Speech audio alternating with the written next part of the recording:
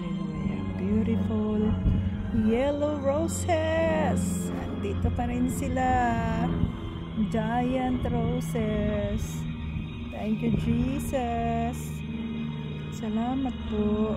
So, napakagandang mga bulaklak na ito. It's December 3, 2024. Praise the Lord Jesus Christ sa kanyang kabutihan. Lord, tinataas ka namin, Panginoon, anuman po ang aming mga sitwasyon. Ikaw ang aming pinaniniwalaan. Ikaw ang aming pinaniniwalaan at pinanghahawakan namin ang aming mga pananampalataya sa iyo, Panginoong Jesus.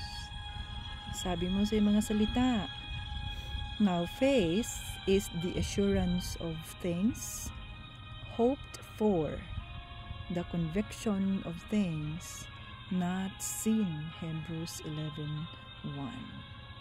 So tandaan natin ang ating pananampalataya ay yun yung assurance natin yan sa mga bagay na hindi natin nakikita. Subalit, ito'y ating pinaniniwalaan, no, na mangyayari hindi dahil sa sarili nating kagalingan, kundi dahil sa kabutihan ng ating Panginoong Jesucristo.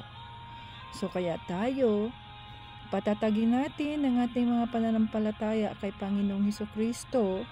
Ano man ang mangyayari sa buhay, patuloy tayong manampalataya sa Kanya. Patuloy tayong